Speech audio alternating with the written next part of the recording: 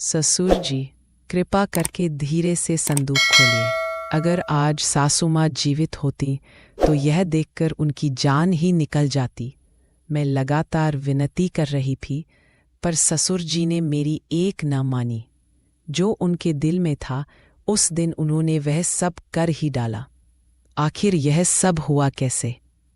वह पूरी कहानी मैं तुम्हें सुनाऊंगी। मेरा नाम माया है और मेरी उम्र 25 साल है। मैं और मेरे ससुर जी पुणे के एक मकान में रहते हैं। 1 वर्ष पहले ही मेरी सासू माँ का बीमारी के कारण निधन हो गया था। उनके जाने के बाद से ससुर जी बेहद गुमसुम रहने लगे थे। उन्होंने अपनी दिनचर्या के सभी काम छोड़ दिए थे और अधिकांश समय घर पर खामोश ही बैठे रहते थे। मेरे पति कुछ वर्ष पहले एक दुर्घटना में हमें छोड़कर चले गए थे और तब से मैं एक विधवा का जीवन अपने ससुर जी के साथ ही गुजार रही हूँ। घर की पूरी जिम्मेदारी मेरे कंधों पर आ गई थी। मैं हर रोज घर का सारा काम निपटाकर ऑफिस के लिए निकल जाती थी। मेरे जीवन में अब कोई अपना कहने वाला नहीं था। पति नहीं रहे, माता पिता भी नहीं थे और अब सासू माँ भी चली गई। शादी से पहले मेरा एक प्रेमी था, लेकिन उसने भी मुझे धोखा दिया था। उस घटना के बाद से प्यार जैसी भावनाओं से मेरा विश्वास ही समाप्त हो गया था। सच कहूं तो मेरे जीवन में केवल अंधकार ही बचा था। ससुर जी का अकेलापन मुझे बहुत चुभता था। मैं चाहती थी कि वह दोबारा पहले की तरह हंसते बोलते हुए अपनी जिंदगी जिए। पहले वह अपने मित्रों से मिलते थे, उनके साथ बाहर जाते थे, पर सासू माँ के निधन के बाद उन्होंने घर से निकलना ही बंद कर दिया था। ज्यादा से ज्यादा पास की दुकान तक सब्जी लेने चले जाते, बस। बाकी समय वह टीवी देखते रहते थे। क्राइम शो उनका पसंदीदा कार्यक्रम था। जब भी मैं ऑफिस से लौटती तो उन्हें वही देखते हुए पाती। मुझे वह कार्यक्रम कभी अच्छा नहीं लगा, क्योंकि उसमें हमेशा किसी न किसी महिला के साथ कुछ गलत ही दिखाया जाता था। मैं अक्सर सोचती थी, क्या मैं उन्हें फिर से पहले जैसा बना सकती हूँ? क्या कोई ऐसा तरीका है जिससे उनकी बेरंग जिंदगी में फिर से खुशियां भर सकूं? एक रात की बात है, लगभग 2 बजे होंगे। मैं पानी पीने के लिए उठी। ससुर जी ऊपर के कमरे में सोते थे और मैं नीचे वाले कमरे में। तभी ऊपर से कुछ गिरने की आवाज आई। घर में घना अंधेरा था। मैं डर गई। अगर मैं सीधे ऊपर जाती तो ससुर जी जाग जाते या घबरा सकते थे, इसलिए मैं बहुत धीरे धीरे बिना आहट किए सीढ़ियां चढ़ी। दरवाज़ा थोड़ा सा खुला हुआ था। मैंने उसे हल्के से ढकेला और अंदर झांका। अंदर का दृश्य देखकर मैं स्तब्ध रह गई। ससुर जी ने मोबाइल की टॉर्च जलाई हुई थी। उनके एक हाथ में उनका छोटा सा खिलाड़ी था और दूसरे हाथ में मोबाइल। वह मोबाइल पर कोई वीडियो देखते हुए उस खिलाड़ी को सहला रहे थे। शायद इसी दौरान बिस्तर के पास रखा पानी का गिलास उनके हाथ से लगकर गिर गया था, लेकिन उन्हें उसकी आवाज तक सुनाई नहीं दी। वह इतने तल्लीन थे कि दरवाज़ा खुलने की आहट भी नहीं सुनी। ससुर जी वीडियो देखते देखते खिलाड़ी के सिर पर तेल से मालिश कर रहे थे, जिससे वह पूरी तरह मुकाबले के लिए तैयार हो चुका था। सच तो यह है कि मुझे वहां से चुपचाप लौट जाना चाहिए था, लेकिन उन्हें इस अवस्था में देखकर मुझे एक अजीब सा एहसास हुआ। इसलिए मैं वहीं खड़ी रही और बिना कोई आवाज किए उन्हें देखती रही। कुछ देर बाद उन्होंने अपनी गति और तेज कर दी। उनके चेहरे पर कई तरह के भाव स्पष्ट दिखाई दे रहे थे। फिर कुछ ही पलों में उन्होंने एक गहरी सांस ली और खिलाड़ी ने अचानक से उल्टी कर दी, जैसे किसी पाइप से पानी का फव्वारा छूटा हो। उल्टी करने के बाद खिलाड़ी शांत हो गया। उन्होंने मोबाइल एक तरफ रखा और वैसे ही लेट गए। मैं धीरे से वहां से हटी और नीचे अपने कमरे में आ गई। नीचे आकर जो मैंने देखा और महसूस किया, उस पर यकीन करना मुश्किल था कि ससुर जी ऐसा भी कर सकते हैं। लेकिन फिर मैंने सोचा कि यह तो स्वाभाविक है, इसमें इतना सोचने वाली क्या बात है। ससुर जी एक पुरुष हैं, और अगर एक पुरुष अपनी इच्छाओं की पूर्ति इस तरह करता है तो इसमें गलत क्या है? किसी लड़की को परेशान करने से तो यह कहीं बेहतर है। ऐसा सोचकर मुझे यह सब ठीक लगा। मैं सोचने लगी कि 1.5 साल हो गए, उन्होंने कुछ नहीं किया होगा, तो उनकी इच्छा तो होती ही होगी। इसमें बुराई क्या है? अब जब उन्हें किसी का साथ नहीं मिल रहा तो अपने खिलाड़ी का सहारा लेना ही पड़ेगा। वह और कर भी क्या सकते हैं।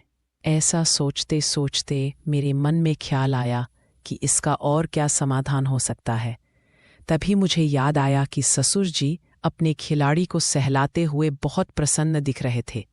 मैंने उन्हें इतना खुश पहले कभी नहीं देखा था। तब मुझे यकीन हो गया और समझ आया कि ससुर जी को असल में क्या चाहिए। यही वह एक चीज़ थी जो उन्हें फिर से पहले की तरह खुश कर सकती थी। मैं बहुत देर तक इस बारे में सोचती रही कि मैं ससुर जी को खुश कैसे रख सकती हूँ। मुझे कोई रास्ता नहीं सूझ रहा था। अगर उनके जीवन में कोई साथी आ जाए तो वह कितने खुश रहेंगे, यह सोचते सोचते मैं सो गई। अगली सुबह जब ससुर जी नहाने गए तो मैं नाश्ता तैयार कर रही थी। अचानक मुझे कल रात का दृश्य याद आया और मेरे मन में विचार आया कि एक बार देखूं तो सही कि ससुर जी मोबाइल में किस तरह के वीडियो देखते हैं। सुबह का समय था। ससुर जी बाथरूम में थे और मैं रसोई में चाय बना रही थी, लेकिन मेरा ध्यान उसी रात के दृश्य पर अटका हुआ था। मुझे अब उनकी तन्हाई का एहसास हो रहा था। एक स्त्री जब अकेली होती है तो सब उसके दुख को समझते हैं, लेकिन एक पुरुष जब अकेला होता है तो उसे बस मजबूत बने रहने के लिए कहा जाता है। वह अंदर से कितना टूट चुका है यह कोई नहीं जानना चाहता। मैंने धीरे से ससुर जी का मोबाइल उठाया। फोन पर लॉक नहीं था। हिस्ट्री खोली तो कुछ वीडियो के नाम दिखे। कुछ वैसे ही थे जैसा मैंने रात में सोचा था, लेकिन उनमें कोई जोर जबरदस्ती वाली बात नहीं थी। सब में भावनाएं थी। मुझे आश्चर्य हुआ। शायद वह सिर्फ शारीरिक नहीं बल्कि एक भावनात्मक जुड़ाव भी खोज रहे थे। उसी दिन मैंने पहली बार उनके लिए अपने हाथों से दोपहर का भोजन बनाया, थोड़ा और ज्यादा प्यार से। जब मैंने उन्हें खाना परोसा तो उन्होंने सिर उठाकर मेरी ओर देखा। बहुत समय बाद उनकी आंखों में एक हल्की सी चमक दिखाई दी। माया, तुम बहुत थक जाती हो, आराम भी कर लिया करो, उन्होंने कहा। मैं मुस्कुराई। आपके लिए जो भी करती हूं उसमें थकावट नहीं होती। वह कुछ नहीं बोले, बस एक लंबी सांस ली। शायद उनके मन में भी बहुत कुछ चल रहा था। उस रात मैंने खुद से पूछा, क्या मैं उन्हें फिर से जीने की एक वजह दे सकती हूँ? और क्या वह वजह है मैं खुद बन सकती हूँ? इन्हीं सवालों में घिरी हुई मैं उस रात सो गई। अगली सुबह मैं किचन में चाय बना रही थी, लेकिन मेरा ध्यान ऊपर वाले कमरे की तरफ ही था। ससुर जी नहाने गए थे और उनका मोबाइल नीचे मेज पर रखा था। मेरा दिल जोर जोर से धड़क रहा था, पर मेरे हाथ अपने आप उस फोन की तरफ बढ़ गए। फोन अनलॉक था। मैं सीधे वीडियो प्लेयर में गई और वहां कुछ नाम देखे। रोमांटिक कहानी, ससुर बहू का प्यार, पिता बेटी की कहानी। यह देखकर मेरी सांसें थम गईं। एक पल के लिए ऐसा लगा जैसे किसी ने मेरे पेट में कोई भारी पत्थर रख दिया हो। पर हैरानी की बात यह थी कि ये कोई जबरदस्ती वाले सीन नहीं थे। जो वीडियो थे उनमें स्त्री को सम्मान दिया गया था। उसकी इच्छा पूछी गई थी। ससुर जी केवल अपनी भावनाओं के लिए यह सब देख रहे थे, न कि किसी हवस के लिए। मैंने फोन बंद कर दिया, पर मेरा दिमाग अब सवालों से घिर चुका था। क्या वह मुझ में ही वह सब देखने लगे हैं? क्या वह मुझे एक औरत की तरह महसूस करने लगे हैं? और सबसे बड़ा सवाल, क्या मैं उनके लिए कुछ महसूस करने लगी हूं? उस शाम जब मैं ऑफिस से लौटी, ससुर जी हमेशा की तरह टीवी के सामने बैठे थे। मैंने जाकर उनका हाथ छुआ। आपने आज कुछ खाया भी है? वह चौंके नहीं, बस बोले, तेरा हाथ बहुत गर्म है, सब ठीक तो है ना? मैंने पहली बार उनकी आंखों में सीधे देखा। नहीं, कुछ ठीक नहीं है। वह थोड़े घबरा गए। क्या हुआ? मैंने कहा, कल रात मैंने आपको ऊपर देखा था। अब कमरे में एकदम खामोशी छा गई। उनके चेहरे का रंग उड़ गया। वह धीमी आवाज में बोले, मैं माफी चाहता हूं बेटी। मैंने उनकी बात बीच में ही काट दी। आपको मुझसे माफी मांगने की कोई जरूरत नहीं है। अब वह मेरी आंखों में देखने की हिम्मत नहीं कर पा रहे थे। मैंने धीरे से उनका हाथ पकड़ लिया और बोली, आप एक इंसान है और इंसान की अपनी जरूरतें होती है। मैं समझती हूँ ससुर जी, और शायद यहाँ मैं अकेली नहीं हूँ जो ये सब महसूस करती है। वह चौंकर मेरी तरफ देखने लगे। मैंने मुस्कुराकर कहा, हम दोनों अकेले हैं, क्या हम एक दूसरे का सहारा नहीं बन सकते? एक पल के लिए वह बिल्कुल चुप हो गए, फिर बहुत धीमी आवाज में बोले, माया, यह रास्ता बहुत कठिन है, लोग क्या कहेंगे? मैंने उनकी उंगलियों को और कसकर पकड़ लिया और बोली, लोगों को यह जिंदगी नहीं जीनी है, हमें जीनी है। उस शाम जब मैंने उनका हाथ पकड़ा तो उन्होंने उसे झटके से हटाया नहीं, बल्कि कुछ सेकंड के लिए थामे रखा। उनकी हथेली की गर्माहट मेरी उंगलियों से बातें कर रही थी। मेरे होठों पर एक हल्की सी मुस्कान थी, पर मेरा दिल तेजी से धड़क रहा था। वह कुछ कहना चाहते थे, लेकिन शब्द जैसे उनके गले में ही अटक गए। मैंने धीरे से कहा, सच बताइए, जब उस दिन आपने मुझे पहली बार साड़ी में देखा था, क्या आपको कुछ महसूस हुआ था? उन्होंने अपनी आंखें नीचे कर ली, फिर बहुत धीरे से बोले, हर दिन माया, हर दिन मैं खुद को रोकता हूं, क्योंकि तू मेरे बेटे की। मैंने उनका चेहरा अपनी हथेलियों में ले लिया। मैं अब सिर्फ किसी की विधवा नहीं हूं, मैं भी एक इंसान हूं, एक औरत हूं, और अब मैं और अकेली नहीं रहना चाहती। वह मेरी आंखों में कुछ तलाश रहे थे, शायद इजाजत, शायद माफी। मैंने आगे बढ़कर उनका हाथ अपने पेट पर रखा। यहां अब कोई बोझ नहीं है, अब जो भी होगा वह हमारी अपनी मर्जी से होगा। वह कांप उठे।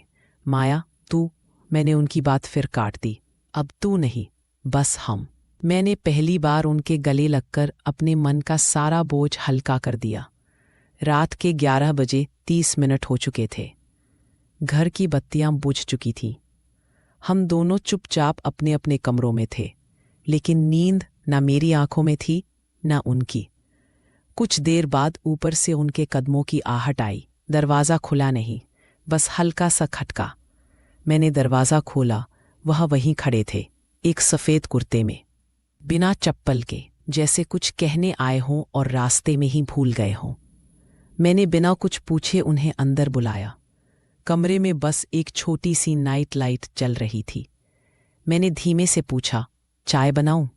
वह बोले, आज कुछ और चाहिए, गरम, अपनेपन वाला। मैंने बिना कोई जवाब दिए उनकी उंगलियां थामी और उन्हें बिस्तर की ओर ले गई। उनके हाथ कांप रहे थे। मैंने कहा, डरिए मत, मैं चाहती हूं कि आज आप सिर्फ अपने लिए जिए। मैंने उनके चेहरे पर हाथ फेरा। बूढ़ी झुर्रियों में एक दर्द छिपा था, अकेलेपन का, अपराध बोध का, और कहीं दबी हुई एक उम्मीद का। मैंने उन्हें अपने करीब आने दिया। पहली बार हमारी सांसें एक दूसरे को महसूस कर रही थीं। फिर वह बोले, माया, अगर मेरा खिलाड़ी नहीं माना तो? मैंने अपनी आंखें बंद कर ली और बोली, कोई बात नहीं, कभी कभी यह भी जरूरी होता है। ससुर जी मेरे सामने खड़े थे। उनकी आंखों में संकोच था, पर उनके हाथों में एक अनजानी बेचैनी। धीरे धीरे उनका खिलाड़ी बेकाबू होने लगा, लेकिन उसमें कमजोरी नहीं थी, उसमें अकेलेपन की एक पूरी कहानी छिपी थी। मैंने हल्के से अपने हाथ उनकी छाती पर रखे। वह कांप उठे। आप कांप रहे हैं, मैंने धीरे से कहा। उन्होंने धीरे से मेरा हाथ पकड़कर कहा, तेरे पास आना गुनाह तो नहीं है ना?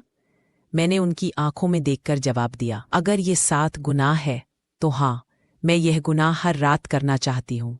सुबह 13 साढ़े बजे तक खिलाड़ी और गुफा बिना किसी रुकावट के आपस में मिलते रहे। दोनों के बीच कई शानदार मैच हुए। मैच खत्म होते रहे और फिर से शुरू होते रहे। खिलाड़ी ने मुस्कुराकर कहा, हमने एक दूसरे में वह हिस्सा पा लिया है जो हम खुद में खो चुके थे। फिर दोनों ने एक दूसरे की आंखों में देखकर बस इतना कहा, अब हम अधूरे नहीं हैं, अब हम सिर्फ हम हैं। बाहर की दुनिया अब भी वैसी ही थी, मोहल्ले का शोर, लोगों की बातें, पर उनके कमरे में एक नई सुबह हो चुकी थी, जहां कोई रिश्ता किसी नाम का मोहताज नहीं था, बस एहसासों का था। कभी कभी रिश्ते समाज से नहीं, बल्कि जरूरत से जन्म लेते हैं, और वे किसी नाम से नहीं, बस एक स्पर्श से पूरे हो जाते हैं। अगर मेरी कहानी ने तुम्हारे अंदर कुछ जगाया है तो यूं ही चुपचाप मत देखो। एक तड़कता भगकता सा लाइक कर दो। सब्सक्राइब ऐसे दबाओ जैसे मुझे छू रहे हो, जल्दी ही मैं आपके साथ लाइव आने वाली हूँ। चैनल को जल्दी से सब्सक्राइब कर लीजिए। जैसे ही मैं लाइव आऊँगी तो उसकी नोटिफिकेशन आप तक पहुँच जाएगी। और हाँ, अगर शेयर करना भूल गए तो ये कहानी उन तक नहीं पहुँच पाएगी जिन्हें इसकी सबसे ज़्यादा ज़रूरत है। तो जल्दी से शेयर भी कर दो। मिलते हैं एक नई कहानी के साथ। I love you friends. Bye bye.